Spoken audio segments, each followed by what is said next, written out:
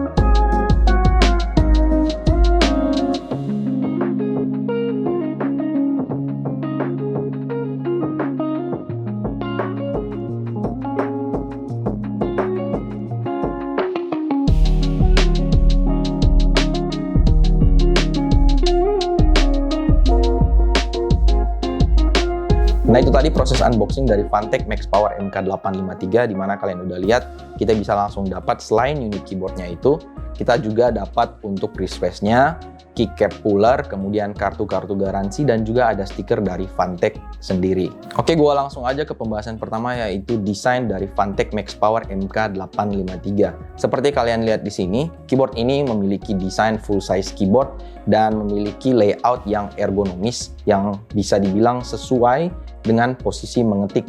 Dan bisa dibilang juga untuk desain dari Funtech Max Power MK853 ini memiliki desain yang terbilang cukup minimalis atau clean look. Jenis fontnya pun menurut gua udah cenderung normal, walaupun masih ada sedikit gamer look dan diposisikan pada bagian tengah dari setiap keycapsnya.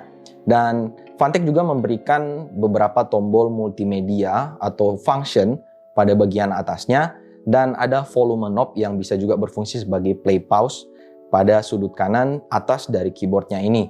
Dan untuk keyboard ini juga seperti yang gue bilang tadi, ada wristwatch-nya, jadi bisa dibilang cukup nyaman untuk kita gunakan dalam waktu yang cukup lama. Untuk keyboardnya sendiri ini memiliki desain dengan dimensi 436 mm kali 220 mm kali 42 mm, dan untuk beratnya sendiri ini menurut gue udah terbilang cukup berat karena berada di angka 1,3 kg.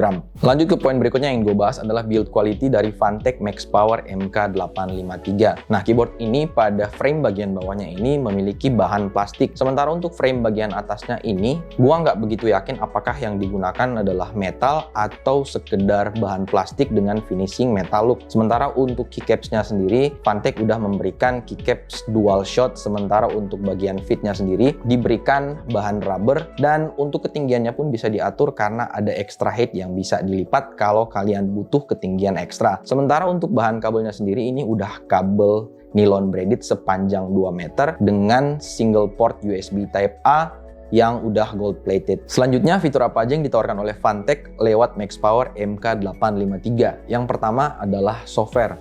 Walaupun udah punya dukungan software, tapi sayang banget menurut gua tampilan softwarenya bisa dibilang udah outdated banget. Kemudian fitur yang ada di dalam softwarenya pun terbilang minim banget. Yang bisa kita gunakan untuk softwarenya adalah pengaturan profile yang hanya punya 3 slot aja. Kemudian yang kedua ada settingan makro, dan yang terakhir adalah untuk mengatur lampu RGB-nya atau mengatur pola lampu RGB-nya yang di sini diberikan 22 jenis pola. Tapi walaupun begitu, untuk 22 jenis pola lampu RGB-nya ini bisa kita atur lewat kombinasi tombol pada keyboardnya langsung tanpa harus menggunakan softwarenya. Selain itu, keyboard ini juga udah all keys anti-ghosting atau udah full 104 keysnya anti-ghosting. Dan untuk switch-nya sendiri, Fantech menggunakan switch content. Tapi untuk switch-nya sendiri, gua nggak bisa menemukan informasi yang cukup berapa banyak atau berapa kali klik umur dari switch content yang ditanamkan ke dalam MaxPower MK853. Tapi kalau dari komunitas Reddit-nya sendiri, gua coba baca, di situ pada bilang kalau konten switch ini memiliki feel yang mirip dengan switch Kyle. Dan kalau kita coba cari di marketplace online shop untuk switch konten sendiri ini rata-rata dijual dari harga 4.000 sampai 5.000 rupiah. Jadi bisa dibilang untuk switch konten ini adalah salah satu switch yang paling murah di kelasnya. Berikutnya bagaimana experience gua selama menggunakan Fantech MaxPower MK853. Nah, sebelum gua buat video ini, gua udah coba pakai dulu selama beberapa hari, dan sebagai informasi, yang gua pilih adalah konten switch yang red. Dan setelah gua coba, feel typing linearnya ini udah cukup smooth dan ringan juga. Tapi sayang banget, harusnya red switch itu bisa dibilang silent, tapi setelah gue coba, suara switch dari keyboard ini bisa dibilang cukup berisik deh, dan gue nggak terlalu suka. Kemudian untuk stabilizer dari keycapsnya bisa dibilang udah mantap ya, nggak ada goyang sama sekali, walaupun disentuh dan digoyang-goyang ini benar-benar stabil.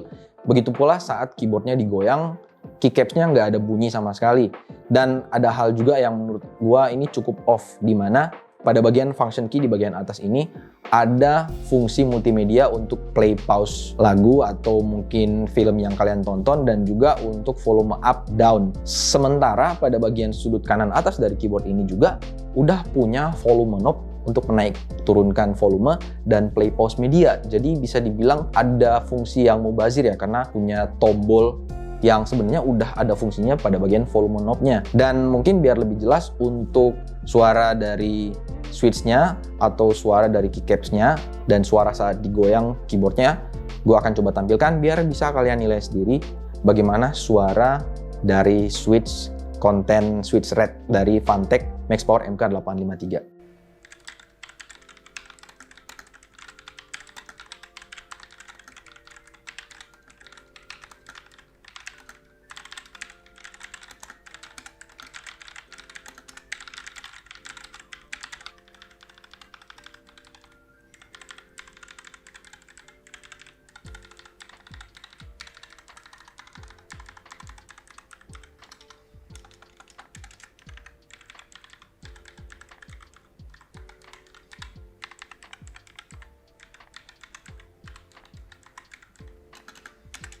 Nah, lanjut ke poin berikutnya yang mungkin bisa gue bilang sebagai opini gue terhadap kekurangan dari Fantech MaxPower MK853. Yang pertama adalah yang gue bilang sebelumnya, yaitu di mana volume knob-nya ini mempunyai fungsi yang sama juga dengan yang ada pada tombol function pada bagian atas, jadi bisa dibilang mubazir. Kemudian untuk softwarenya juga yang gue bilang tadi, bisa dibilang UI-nya terlalu minim dan fungsi-fungsinya nggak begitu banyak juga yang diberikan pada softwarenya. Kemudian untuk tampilan software yang bisa dibilang udah outdated banget. Selanjutnya untuk dual shot keycaps yang diberikan oleh Fantech pada keyboard ini, seperti biasanya penyakit untuk keycaps yang dual shot memberikan hasil atau memberikan efek di mana lampu RGB LED-nya menjadi cukup redup ya. Dan yang terakhir adalah di mana keyboard ini menurut gua belum bisa dibilang truly RGB ya, karena menurut gua emang bukan LED RGB. Karena masing-masing lampu LED yang dipasangkan pada keyboard ini cuman memiliki satu warna, padahal sebenarnya kalau RGB itu setiap titik itu punya 3 warna, yaitu red, green, blue. Dan untuk keyboard ini sama sekali untuk masing-masing titik lampu LED-nya ini bukan lampu RGB. Itu menurut gua ya.